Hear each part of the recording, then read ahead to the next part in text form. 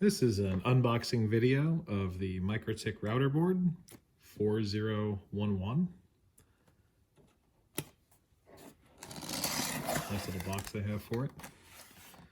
Inside they give you a little instruction manual. It shows the default IP address of this device is 192.168.88.1, and they give you some basic setup instructions here. But if you don't know how to configure one of these routers, we're going to go through all of that right here in this video. So let's dig into the box now. We have power adapter, and if you ordered it from the right place, this should come with your country's prongs, and the other end should always look like this. And this is the type of power supply in case you ever lose it or need to know exactly what it is. All right, and in here we have the router itself. It's, I believe it's passively cooled, and that's why it has all these fins on it. You can see the air can flow very freely through here. The name is quite nicely in there. And we have all the ports. So this is a 4011. So this has 10 ports plus one SFP. And I believe this SFP plus port is capable of 1 gig, not 10 gig. If you look closely at this SFP port, you can see it's not exactly fitting very well into the chassis here. It's a little bent, a little misshapen. Here's the bottom of the router board. You can see it's heavily ventilated, and I covered up the serial number so you can't see my serial number, but this is what the bottom of the router looks like. These are for mounting via the screws to the wall, and it also comes with rack mount for the side, which we'll look at in a second. Pulling out the rest of this cardboard, so we do have these brackets so that you can rack mount. So to use the rack mount brackets that come with it, you can see on the bottom side there is a hole, and this piece lines up with that hole, and you can put the screw right into there, and now you have a rack mount bracket for your MikroTik router board. One problem they've corrected nicely in the RouterBoard 4011 over its predecessor, the 3011, is the power connector.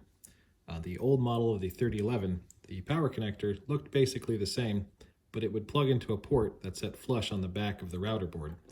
And this would kind of dangle there. It wouldn't fit in very well, and so people actually duct taped it to the back of the router board. MikroTik saw this, came up with no other solution but to design a system where you had to plug it in and then route it around these pieces of metal, which will hold it in place firmly. That plug is not going anywhere. It's kind of a good solution because it ensures that you're not using duct tape on your router and that the power cord will not randomly be unplugged. But I think they could have just used a standard power cord and wouldn't have had that to solve that problem in the first place. But at least they solved it. I also just wanted to point out that the console port is right next to the power adapter, in case you couldn't find it on the front.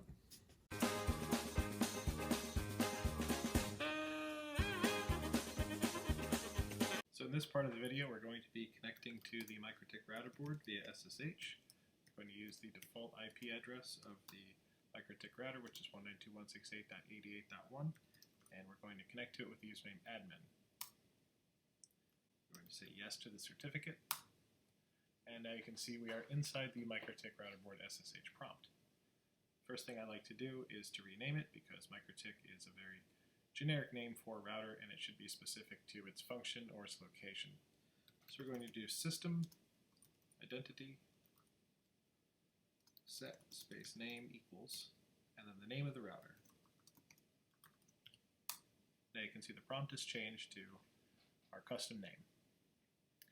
You should always set a password, so we're going to enter the password command and press enter. It's going to ask for the old password, which is nothing. The new password you enter.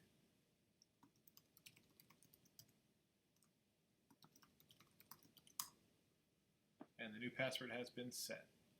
I'd like to take a look at the DNS server. IP DNS print. We can see there are no DNS servers present, so we're going to set the DNS server by using the command IP DNS set server equals, and we're going to use level 3, 4.2.2.2, and Google 8.8.8.8. The best way to change the IP address on the LAN bridge for the MikroTik router is to either console into the router through the console port in the back, or to connect in using WinBox. WinBox works on Windows, Mac, and Linux, and I'll show you how to download it for each one.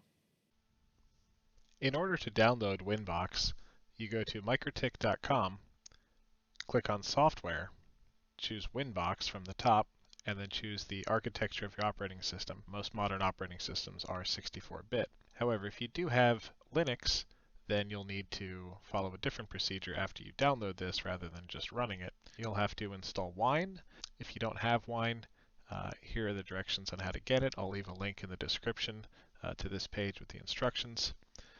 And if you have Mac, this person has most graciously packaged WinBox with Wine for the Mac. And so all you need to do is click on this link, open it up, and then you can just double click on it to run WinBox. And it's very simple to do. The best way to change the IP address on your MikroTik router is to connect using WinBox and use the MAC address to connect. When you download and install WinBox, you can see that there is a tab for Managed and a tab for Neighbors. When you click on Refresh under Neighbors, it will scan for any MikroTik routers and display it in a list. If you click on the MAC address of that router, you'll be connecting via the MAC address. You just click on the Add Set button, and that will bring it over to the Managed side. So you can connect via the MAC address and save it as a managed router, and click on Connect after putting in your password. That will connect you into WinBox. And in WinBox, if you want to change the IP address of your local LAN IP, you're going to want to go to IP and then come down to Addresses, and you're going to see your LAN, which is bridged, and your WAN, which is a single interface. You're going to double click on the bridged interface IP address, and you're going to change this. So you could change this to, say, 192.168.17.1, and it has to be in CIDR notation. So you have to do slash and then the bit mask. So in this case, it's 24 bits. And then you'd have to also change the network address to match. So that would be 17.0. And then you'd hit apply and OK. And that would change the LAN address of your MikroTik router. The next piece that we're going to do is to set up the DHCP server. And it does already come set up with the default configuration. But now that we've changed the IP subnet, we're going to give it a new configuration and change the scope as well. We can see there's an existing DHCP server on the bridge, so we're going to have to remove that first. We're going to remove the default DHCP server, and now we're going to create a new one. The command IP DHCP-server space setup. We're going to use the bridge interface. We're going to keep this default address space because we have now changed the IP address scope.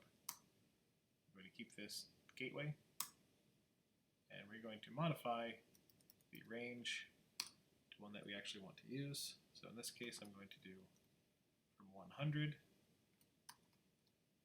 through 199, which is pretty small, but it's only for my home and home office. We're going to keep the DNS servers that we have set earlier. We're going to set the lease time for a generous 60 minutes. We can test this by turning our Ethernet interface back to DHCP.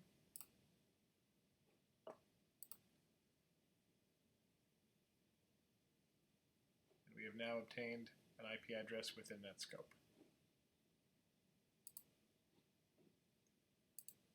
During that process, our WinBox has disconnected. We can reconnect. connects normally. Now that we've renewed our IP address, we've lost our SSH connection to the MikroTik router. So we're going to connect back in with SSH.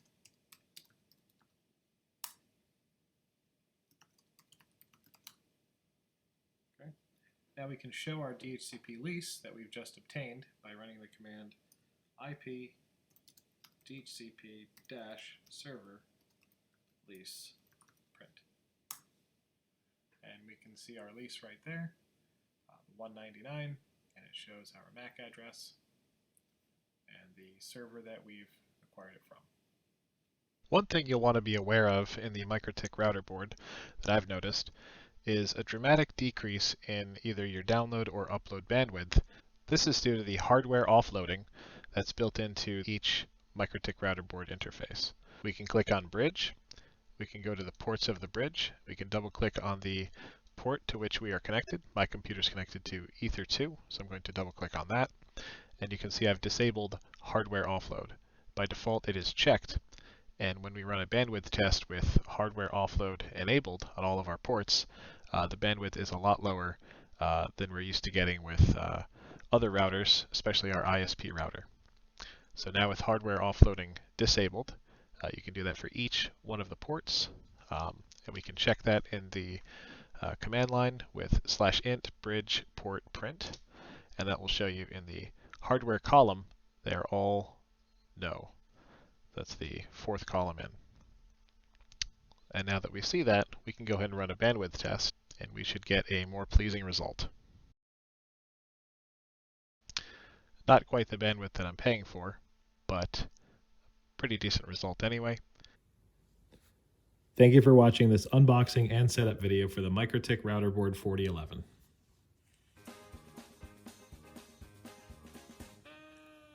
If you don't know how to configure one of this, shit. Thank you for watching this unboxing and setup video for the MikroTik RouterBoard 4100. For the MikroBoard, fuck. And this is due to the